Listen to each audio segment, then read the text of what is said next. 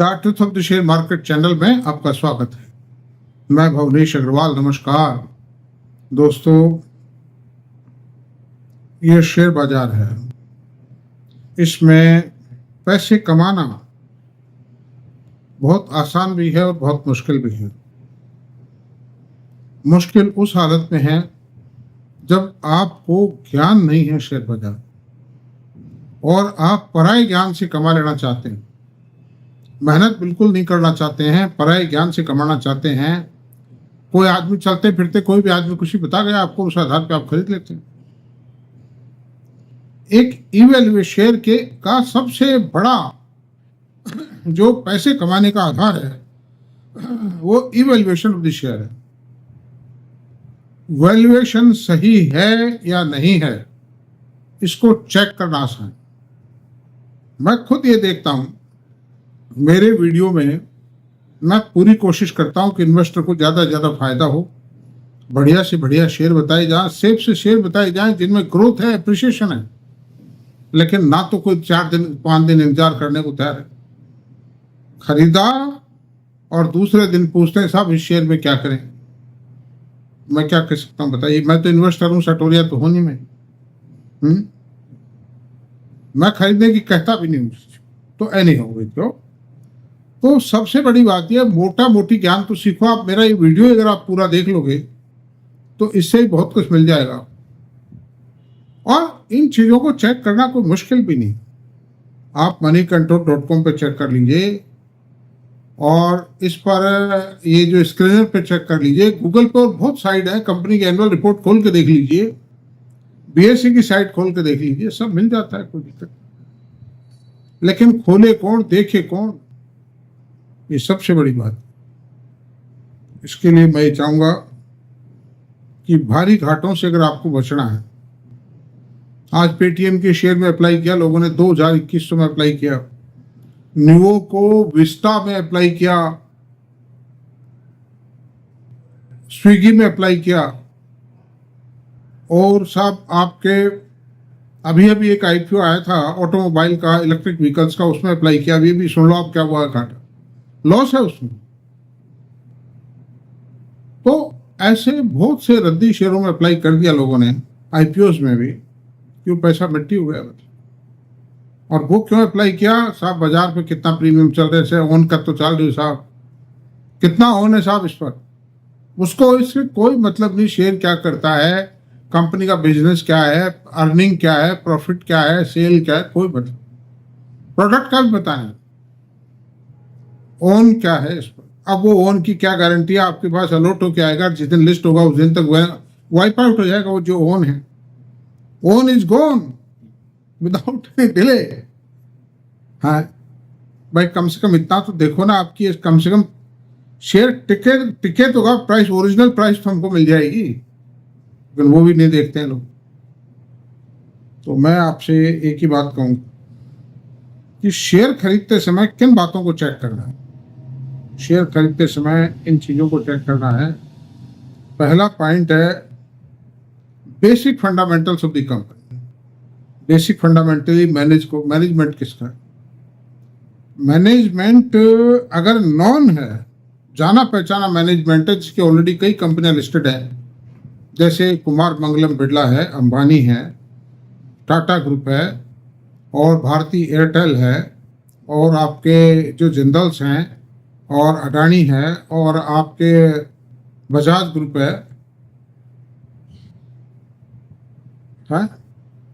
इस तरह के मुरुगप्पा ग्रुप है, सुंदरम ग्रुप है, इस तरह के जो एस्टेब्लिश्ड ग्रुप्स हैं, इनकी कंपनियों को तो कोई देखने की आवश्यकता कुछ ज़्यादा नहीं। चेक तो कीजिए फंडामेंटली, क्योंकि ये भी मार्केट की IPO लाते हैं तो भी देखते हैं, और मार्केट के अंदर भाव भी ऊंचे करके ठोक जाते हैं मार्केट के माहौल में। इस बात को मत भूलिए कि अभी थोड़े टाइम पहले ही कंपनी के मैनेजमेंट ने खुद की होल्डिंग बाजारों में बेची, ओपन मार्केट में बेची, और हजारों करोड़ रुपया ले गए वो, और लोग देखते देखते रह गए। लोगों ने खरीदे हैं, आम इन्वेस्टर ने खरीदे हैं और मैनेजमेंट ने बेचे हैं। सैकड़ों कंपनियों ने बेचे अपने शेयर, हजारों करोड़ रुपए के बेच के पैसा ले गए, और OFS में बेच के IPO के जरिए वो तो अलग है ही है। तो अंडर दीज सर्कमस्टेंसेस दोस्तों, मेरा आपसे यही अनुरोध है कि एक तो मैनेजमेंट शानदार होना चाहिए, ये मैंने आपको कहा, और अननोन मैनेजमेंट हो तो आप ये देख लो क्या प्रोजेक्ट ला रहा है, कैसा प्रोजेक्ट ला रहा है,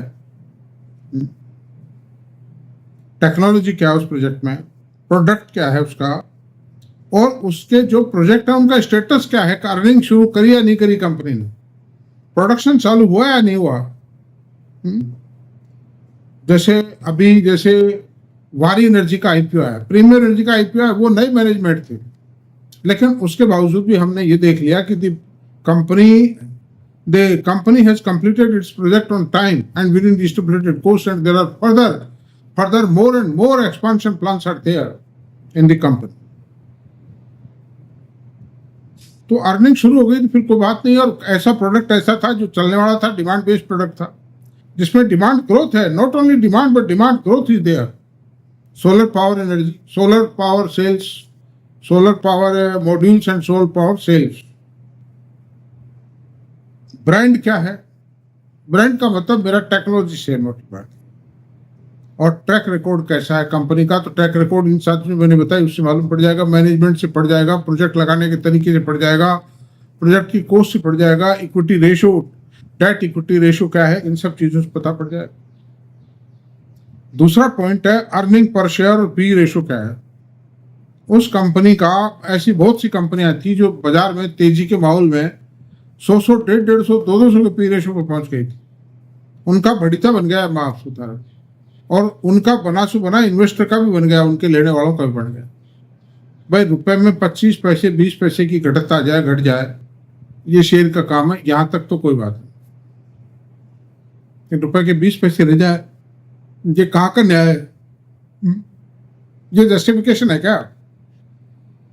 आप अपनी पूंजी खोते हो, अपना आधार खोते हो, बच्चों के लिए बड़ी कड़ी मेहनत से कमाए गए पैसे की मिट्टी करते हो। आप जो गलती करता है जिद में आकर, तो पी रेशियो रीजनेबल होना चाहिए। और पी रेशियो का भी एक मोटा बैरोमीटर है। कंपनी में ग्रोथ भी है तो इसका ग्रोथ का मतलब ये नहीं है कि कंपनी 20% से ग्रो कर रही है उसका 100 का पी रेशियो जाए। No, it should not be tolerated, it should not be absorb. यानी जो कंपनी 25-30% से ग्रो कर रही है उसका पी रेशियो 50 तक हो जाए ज्यादा से ज्यादा, और वो भी जब उसका प्रोडक्ट वगैरह बहुत शानदार हो। फिर ग्रोथ होनी चाहिए कंपनी में, 20, 25, 30% की, 15% की ग्रोथ तो हो कम से कम कंपनी। या फिर पुरानी जमी हुई कंपनियां जैसे IT कंपनी है, FMCG कंपनी है, ये कंपनियां कभी ना कभी पैसा दे जाती हैं और डिविडेंड भी शानदार देती हैं।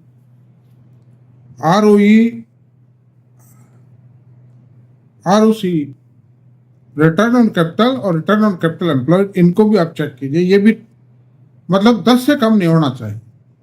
और कोई नई कंपनी है लेकिन प्रोजेक्ट शानदार है तो फिर कोई बात नहीं।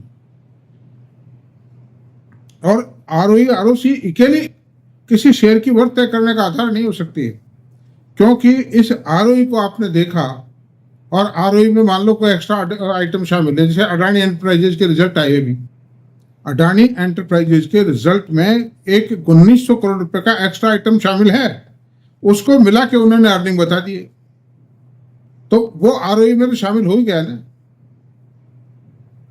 ROE में होगा, ROC में भी शामिल हो गया, तो वो गलत है। खाली वो अकेला आधार नहीं हो सकता। आप ओरिजिनल रिजल्ट को खोल के देखिए, लेटेस्ट रिजल्ट को, उसके आधार पर तय कीजिए।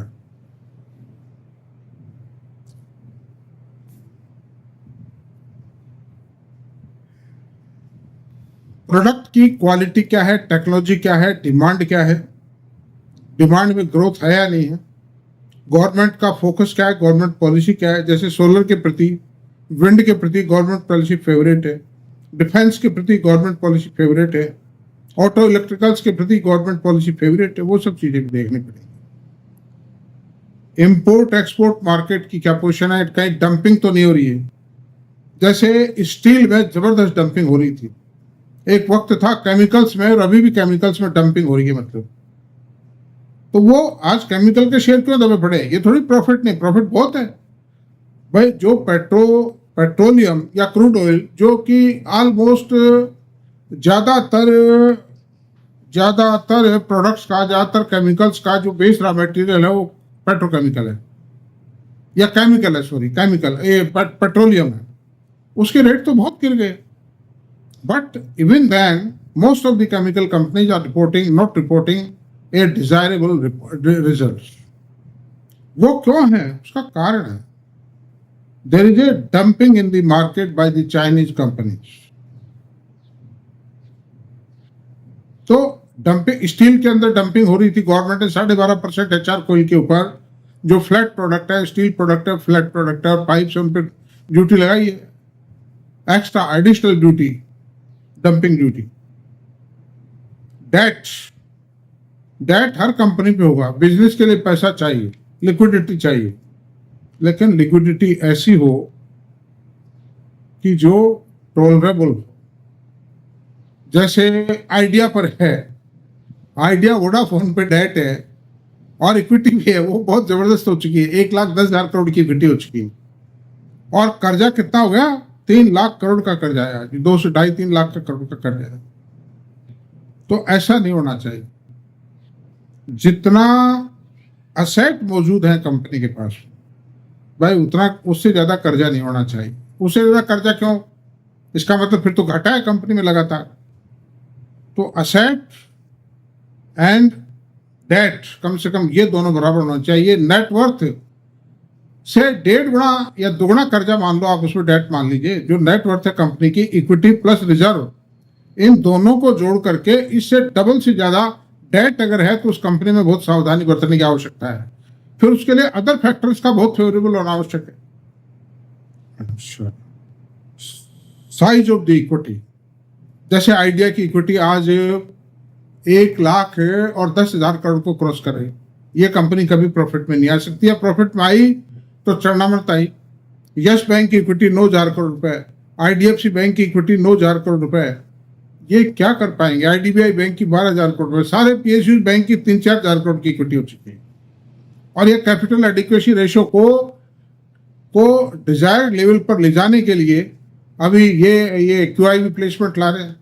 इसके कारण इनकी इक्विटी अनाप शनाप बढ़ जाएगी. उसका कारण क्या है कि ये 30-40 रुपये, 50 रुपये में, 60 रुपये में शेयर जारी करते हैं. तो उसके लिए 1,000-2,000 करोड़ के QIB प्लेसमेंट में बहुत ज्यादा इक्विटी बढ़ जाती है. तो ये दिस इज पोजिशन, ये भी ध्यान रखना पड़ेगा.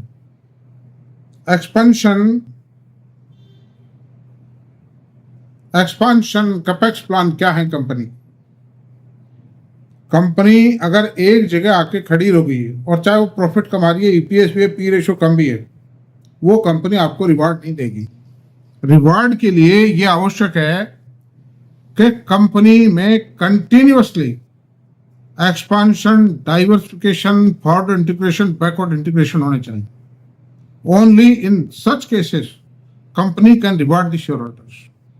आप देखिए, अंबुजा सीमेंट का जो शेयर था, जब शेख सरिया जी के पास था और वो एक फॉरेन कंपनी थी, उसके पास रहा जब तक कोई अंबुजा के अंदर कोई एक्सपांशन प्रोग्राम नहीं है. कॉन्सिक्वेंट अमाउंट अंबुजा का शेयर हिलता ही नहीं था, क्योंकि without investment how growth will emerge. आज हिंदुस्तान लीवर है, इसमें भी डिमांड नहीं है, इसलिए इन्वेस्टमेंट नहीं है, इसलिए शेयर बढ़ता नहीं. This is the same with ये जो नेस्ले में भी यही पोजीशन है. ब्रिटानिया को भी दुनिया भर के कॉम्पिटिशन्स का फेस करना पड़ रहा है. तो दूसरी बात है कि बहुत से मैनेजमेंट ऐसे हैं जो ये कहते ही रहते हैं, हम ये कर देंगे, हम वो कर देंगे, हम वो प्रोजेक्ट लगा रहे हैं, हम ये प्रोजेक्ट लगा रहे हैं, करते कराते कुछ नहीं. खाली अपने शेयर बेचते रहते हैं. बाजार में कोई IPO लाके, QIB प्लेसमेंट लाके टिका जाते, खत्म किससे. दूसरी बात है, कंपटीशन को देखना चाहिए कि कंपनी में capacity to compete in the open market क्या है. आज हर चीज डिकंट्रोल है. कोटा परमिट राज समाप्त हो चुका है. इसलिए आप ये चेक करिए कि कंपनी के प्रोडक्ट की क्वालिटी सही है, मैनेजमेंट सही है, मैनेजमेंट के पास में एडवर्टाइजमेंट के लिए पैसा है, और रॉ मटेरियल टाइमली और at the affordable and profitable rates खरीदने के लिए पैसा है, तो वो कंपनी रिवार्ड दे जाएगी शेयर होल्डर्स को. Only that company will be able to stand in the open market in competition. Otherwise, the company will flop. कहते हैं ना, अरे इसके पास रॉ मटेरियल के खरीदने के पैसे नहीं, क्या है, कौन देगा इसको उधार. जो पैसा पेमेंट टाइमली करने की कैपेसिटी नहीं रखता है, कैश पेमेंट की कैपेसिटी रखता है, उसको माल महंगा मिलता है, देर से मिलता है, घटिया माल मिलता है उसको, रॉ मटेरियल. तो दोस्तों ये सब चीज़ें देखने की हैं और बस यही बात है कि भारी घाटों से अगर बचना है तो इन सब चीज़ों को सीखिए, पढ़िए, समझिए। आपको अगर अपनी संपन्नता, अपनी विपन्नता से और आर्थिक विषमताओं से मुक्ति पानी है तो ये सिर्फ सीख जाइए। डॉक्टर, इंजीनियर, आईएएस अफसर, बड़े बड़े अफसर, पुलिस अफसर, इनकम टैक्स अफसर सब इस बाजार के गुलाम हैं। इससे पीछे इस बाजार में पानी भरते हैं वो, ये समझिए आप। इसमें जो कुछ उपलब्धियां हो सकती हैं मैंने इससे ही पाया है जो कुछ पाया है, बिकॉज इसीलिए मेरा इतना ज्यादा अटैचमेंट है इस मार्केट से। इसलिए मेरी आपसे ये प्रार्थना है कि आप समझे, मेरा कुछ नहीं लोगे, मेरे कोई बेनिफिट थोड़ी होगा। अगर आप सीखते हो मेरे को कोई बेनिफिट नहीं, मैं सिर्फ आपके फायदे के लिए कह रहा हूं। तो दैट्स ऑल। आपको मेरा वीडियो पसंद आया तो प्लीज इसको सब्सक्राइब करें, लाइक करें, शेयर करें, कमेंट करें। Thank you very much.